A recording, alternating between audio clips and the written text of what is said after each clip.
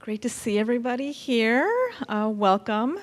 My name is Imelda Rivera Laxton, and I am the Assistant Curator of Contemporary Art and Community Projects here at the New Bedford Whaling Museum. We are thrilled to be able to host Courtney M. Leonard and HOLLY Nordlum here to speak with you all tonight and just to have a nice cozy chat. This program and the accompanying exhibition, Breach Logbook 24, SCRIMSHAW, would not have been possible without support from lead sponsors. That includes the Henry Luce Foundation for American Art and the Terra Foundation for American Art, the National Endowment for the Arts, the Siri Foundation and the Decorative Arts Trust, the Jesse Ball DuPont Fund, and yes, and a Maritime Heritage Grant, as well as some individual donors. Courtney's exhibition, Breach Logbook 24 SCRIMSHAW, has been on view at the museum in our Center Street Gallery since June and will be up through November 3rd. So if you hadn't had a chance to get up there, you still have time. Please go. I'm going to just give you a little information about both Courtney and HOLLY, and then I'll pass it over to Courtney to talk about her work and her project here. So Courtney M. Leonard is a Shinnecock artist and filmmaker whose work explores marine biology, indigenous food sovereignty, migration, and human environmental impact. One of Leonard's current projects embodies the multiple definitions of breach, which you see up here, an exploration and documentation of historical ties to water, whales, and material sustainability. In collaboration with national and international museums, cultural institutions, and indigenous communities in North America, New Zealand, Nova Scotia, and the United States embassies, Leonard's practice investigates narratives of cultural viability as a reflection of environmental record. She has been the recipient of numerous awards, fellowships, and residencies that include the Andy Warhol Foundation, the Robert Rauschenberg Foundation, the Rasmussen Foundation, the United States Art and Embassies Program, and the Native Arts and Culture Foundation. Leonard's work is in permanent collections of museums and cultural institutions across the United States. She currently serves as an assistant professor of art and art history at St. Olaf College. HOLLY Nordlum is an Iñupiaq artist, graphic designer, and public art contractor who works in printmaking, painting, metalwork, filmmaking, and traditional Inuit tattooing. Her art is rooted in the past, but centered on the lives and issues of Native peoples today. She looks for opportunities to support social justice with her artwork. You can see examples of her work on the website Nanik Design. Nordlum earned a Bachelor of Fine Arts degree in graphic design and photography at the University of Alaska, Anchorage, and continues her education through a commitment to learning from elders and fellow artists. Nordlum was named a Time Warner Fellow with the Sundance Film Festival and received an Art Matters grant and a Humanities Forum grant for her work documenting the Iñupiaq Me project, traditional Inuit tattooing, featured in the New York Times, a Rasmussen Individual Artist Award, and was named to the Smithsonian's National Museum of the American Indians Artist Leadership Program. I please welcome Courtney M. Leonard to talk about her work.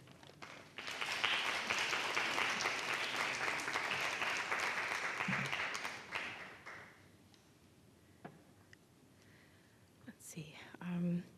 Hakame, just position this a little better. Supposed to be loud, and I can be loud, but I just want to make sure you guys can all hear me. So Hakame, I'm from the Shinnecock Nation of Long Island, New York. And I am going to talk a bit about breach and my practice, but I wanted to focus what I'm sharing with you all today on the journey and the people that are part of Breach Logbook 24 and the concept of holding the line, which is a part of the exhibition that's upstairs. I'll start off, for those of you that I've never met before, with introducing how I came to Breach.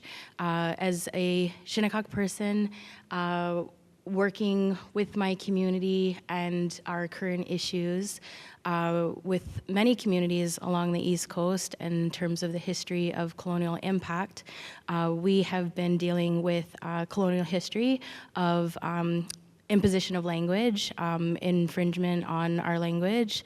It was a tactic of war used by the colonists to remove our language and cultural practices and spiritual ways.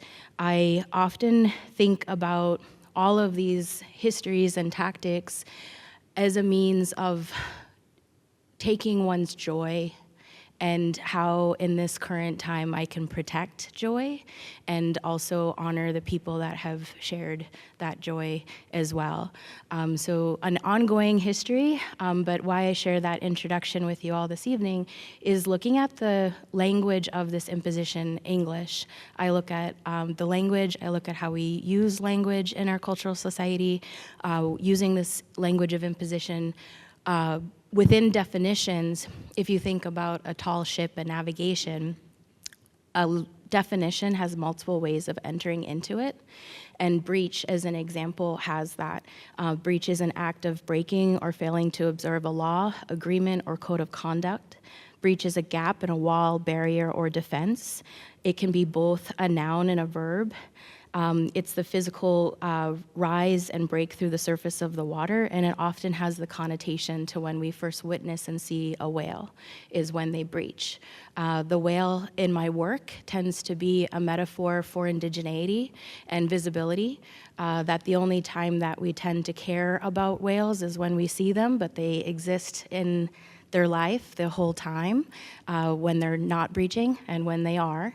And so are Indigenous people and communities. And so I will just have that be my introduction to you all this evening as I offer a few images to the greater work of breach and what brought me to this work that I have been doing for over 10 years, focused on the word breach, and then focused on the way of how to translate, what is it that I'm talking about to an outside community, especially within the conversation of art and history. So I had to learn how to give myself permission in many spaces that didn't afford me or my family and community permission to exist in. So I started with the first exhibition called Breach in 2014. And my husband, his name is Frank Buffalo Hyde, he's also an artist. And there's something difficult about being with another artist, but also really a blessing as well, that when I had completed a first conversation about breach, I had gone home to the dinner table and I had an opportunity to have an exhibition, and I wanted to continue the conversation because I felt it wasn't complete yet. And I started to ask myself, what is it that you're doing? And I developed a question that I still continue with today, which is, can a culture sustain itself when it no longer has access to the environment that fashions that culture? So Shinnecock people, we're people of the level land or people of the shore, we're water people. Our land, our water, our ecological species, like our relatives, they all shape who we are and where we come from and how we respond to place. But when you're talking to sometimes art, people, curators and stuff, they might not understand what you're trying to do. So I segued to saying, okay, well, the show is going to be Breach again, but it's going to be called Logbook from that year. And the reason why I thought about the logbooks is my family members were part of the Yankee whaling industry. They were hired on for their knowledge to be on the tall ships, as were many Indigenous communities throughout the world, and teaching and sharing that knowledge. And a logbook is a visual account of what would be observed on that ship through that voyage and that journey. It was a way of being able to show documentation and evidence of what was taken in and an account for how many whales. And I thought that's a good way to tell people what is it that I'm doing. But I'm living today, I'm not living in the past, and so the images that I'm gonna show you are images that have existed within the past 10 years, dealing with where I'm from. So on the opposite side, that's Long Island or Long Island, Iñupiaq, and if you're from Long Island, it's a Long Island, it's in our culture like the shape of the whale and then the tail of the whale. And my reservation, we're on our traditional territory, but we're in the summer place. Our winter place would be inland, away from the coast. So Shinnecock is at the beginning of the South Fork, and that's where my community is today. However, because we're in our summer place close to the shores and we have a lot of issues, however you want to define them, we have rising waters that through generational knowledge and observation has been really different from my mom's memories, my grandparents' memories, all of those. And many of you today have probably experienced that if you live in any of the communities that have been hit by the nor'easters and hurricanes. So this image is of Hurricane Sandy when it breached over the land close to my community. And then I was looking at that in 2014. I was also looking at coastal restoration projects. I look a lot at science and how people are trying to respond to these questions and answers about futurity. And when I saw this image, it reminded me of our traditional thatched homes that are dome-like, and then they usually have like cattail reeds on the outside. But this is actually a structure made of steel or rebar, and it has electricity that's often sent to it to act as a calcium attraction for coral reef to regrow and act as a barrier.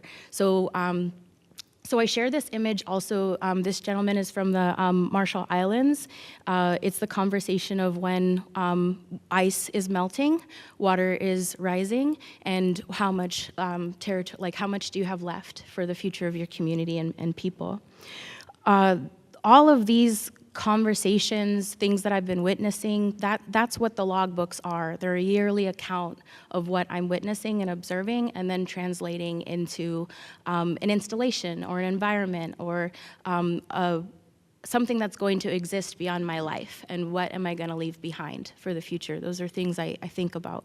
When I was first with a whale was in 2006, roughly. I always get confused between 2004 and 2006. Actually, it was April 2005. It was a 40-foot, 50-ton finback whale that was washed ashore. It was eventually determined that it was struck by a shipping boat. That was the first time in my life that I was with a whale. It was also a period of time in my life where I had also been struck. I had been in a really bad car accident, and I drove my car under an 18-wheeler, and I had to be helicoptered to Stony Brook. And when I woke up, I had to learn how to walk again. And then the whale came, and I asked my mom if she could help me with my crutches to go out and be with the whale and bring a bag of clay. And I just felt the importance at that time was to be present. A lot of people asked me, like, how are you feeling? Or, what do you think? Those kind of, and I just said, often, sometimes, I'll share this with you all, you can have a dream, but you don't know what it means. And it's okay if you don't know what it means for a really long time. When the answer is gonna come, it comes. And so I think that all of Breach is that kind of coming of things, because this also happened 10 years before I started entering into the Breach logbooks. But my response in 2014 was to look back at this time that my community, we didn't receive federal recognition until October 1st of 2010, and the whale is federally protected. So we have often been fighting for keeping our ties to cultural materials and place and land, and so when this whale came, we did not have legal access to the cultural material that we would have in our community. So I fashioned the teeth, the sperm whale teeth, my versions of these, not scrimshaw because they're not carved, but out of clay. And I made 60, which is an account of the lower jaw of the sperm whale, roughly, depending on their age. And I placed it on the shipping pallet as a marker of what often kills and strikes a whale is our shipping industry and our import and export. And that was called Breach number 2. So I'll just go through these slides a little quicker because I do want to get to a nice breadth of conversation, but I want to show you some things I've observed during this time. mass fish dies that have occurred when we've had warming waters. It's a time also of our lunar moons. We've had a lot of supermoons in the past 10 years, usually in the fall, and the supermoons mean high tides. It's also something that our systems, our town systems, are not set up by a lunar calendar, but most indigenous communities follow a 13-moon cycle rather than a Greco cycle. And if people paid attention to the moons, they'd know when to open the levees. And what happened is the levee was not timed to the moon cycle, and it was rising waters, it was warming waters, so predatory fish were herding the bunkers into smaller areas, and then we had these mass fish dies. Now, our community is surrounded by the Hamptons, and the Hamptons got a lot of money, and we don't. And so they usually can pay for these things to be resolved. We, however, had to sit with the rotting fish for quite some time, because even though you can use that for fertilizer, the abundance of the fish was over the amount that we could actually use. So these are our lived experiences, and how can I use my life and what I can do to amplify these issues and document them in our voice as best as I can. So I started to make these fish baskets, like my version of fish baskets, baskets that you could potentially go and gather fish and put them inside, but they're woven out of clay, and I was really thinking about that culture, like, can a culture sustain itself? So clay can be fragile depending on how you shape it or form it, but I wanted people to be with something fragile, because I thought maybe if people handled the basket in a careful way, they might apply that to nature and the environment and the things that we're facing. So there's intention behind the work, and that series was called Abundance. I've also would like to acknowledge I often don't sign the work of Breach, because Breach is a part of a journey. When I was trying to think of, this culture, can a culture sustain itself, I'm starting from a place of being Shinnecock, but I'm also starting from a place of, at that time, not many people really knew about my community, who we were. They didn't acknowledge us in the greater issues of Indigenous water conversations and environmental impacts. It's kind of like many people don't know that you can make relations at home, and you don't have to go far away to find Indigenous people. They were right here. And so I was thinking, if we're not being listened to in these greater conversations, there has to be other coastal people who aren't included and amplified in these greater conversations. And then just through my life and blessings of serendipitous moments, I met people. This is Manos Nathan, who I met when I lived in Santa Fe in 2012. He is Maori. His family works on taking care of the kori trees, which are some of the oldest trees in the world.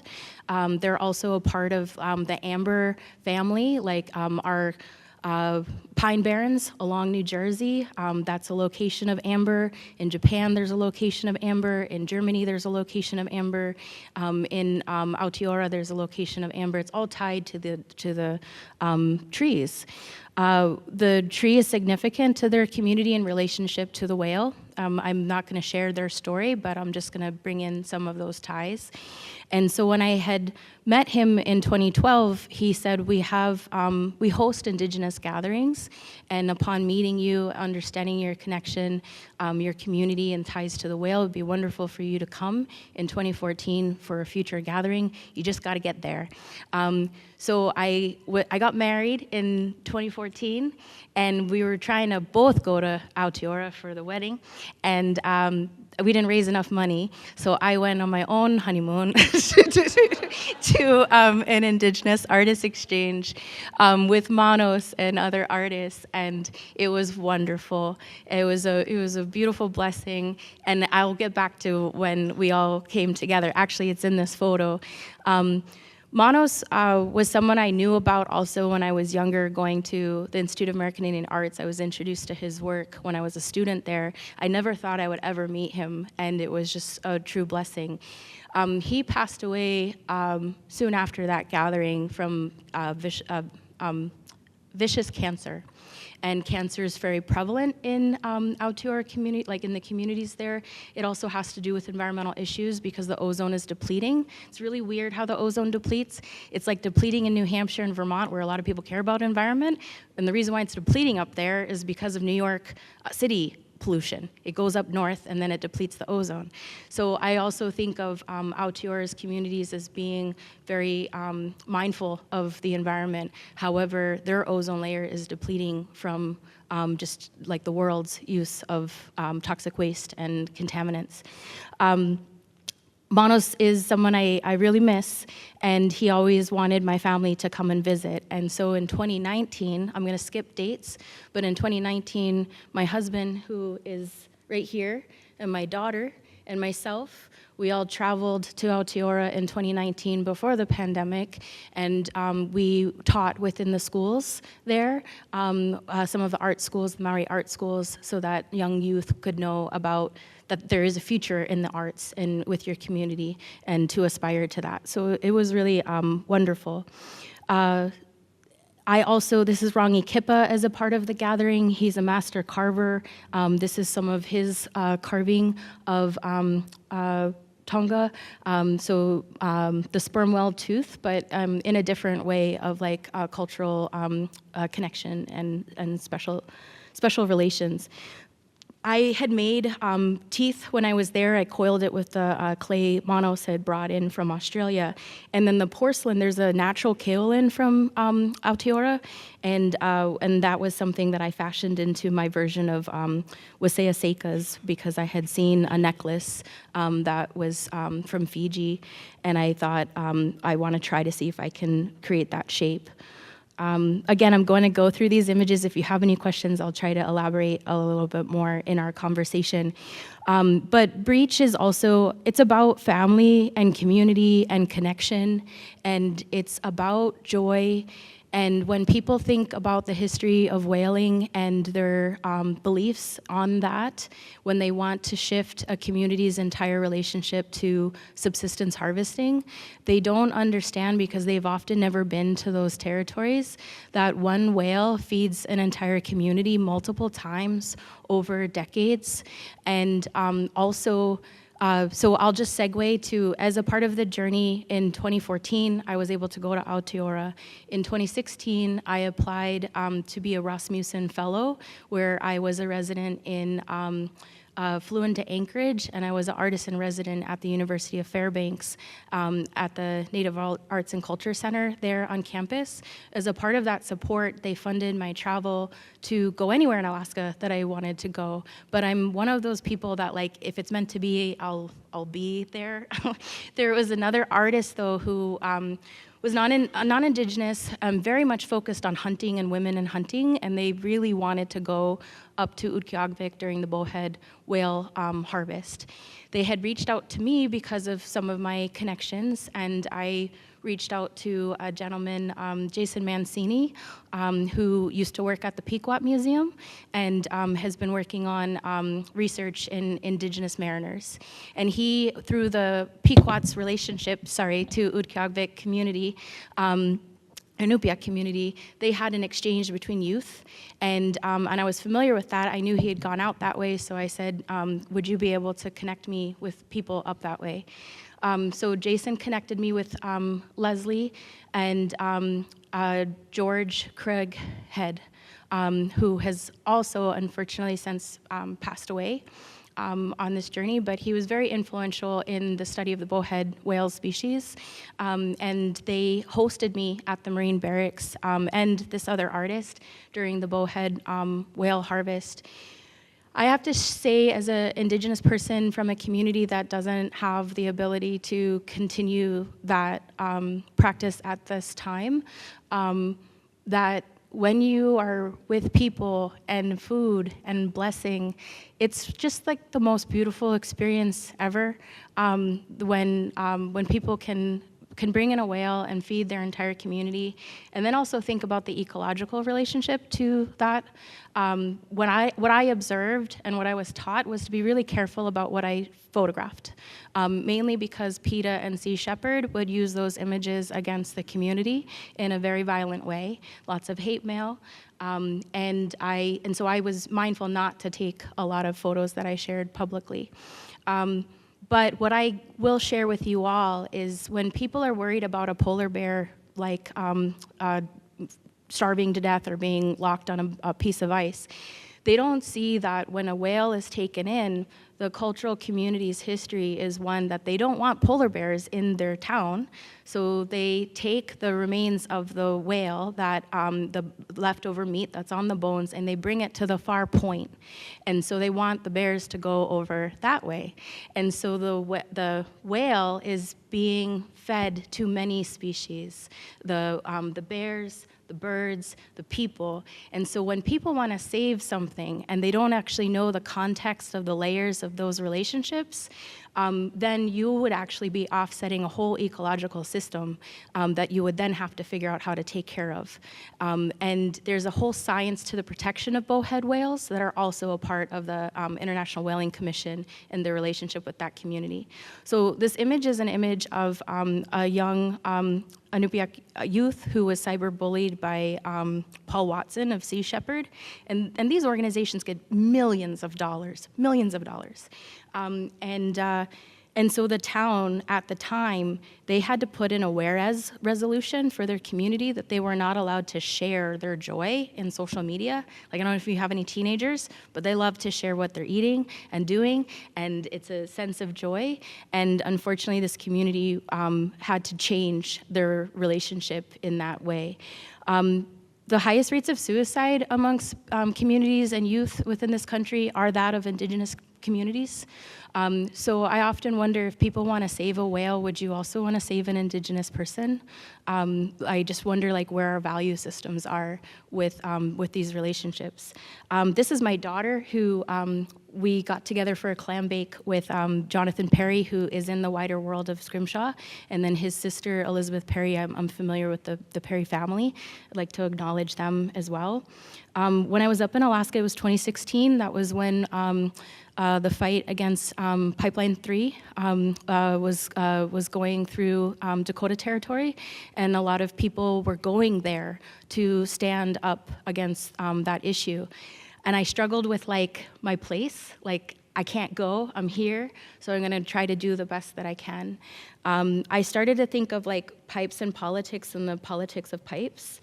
And then there was an event that was happening at the University of Fairbanks. There was a singer, Tanya Togpuck, that was gonna give a concert. And through some art kind of cultural connections, I don't know what happened, but you, Holly, who's going to speak, had said, I really want to go to the concert, and I need a place to stay. And I had never, this is how I meet people, and I love them. And then they stay in I had to stay in connection with them, hopefully, in my life. So I admired Holly's work and what she's going to share with you all this evening. And also, when I was there for the bowhead whale hunt harvest, I was helping to catalog some of the DNA genetic samples. Like, I was watching the marine biologists bring this intake in. I was watching the Iñupiaq community harvest and cut all the Iñupiaq, the Mitituq, like all of everything. And there was one whale, the first whale that came in, that it had a scar on its tongue. And I asked the marine biologists, like, it looked like the Big Dipper, and that's an important part of our culture and community. So I said, you know, what is that marking? And they said it probably was when they went up to feed, because they're baleen whales. When they went up to feed, there might have been a seal, and the seal, as it was coming out of the mouth of the bowhead, probably scraped its claws along the tongue, and that was potentially what I had seen. design.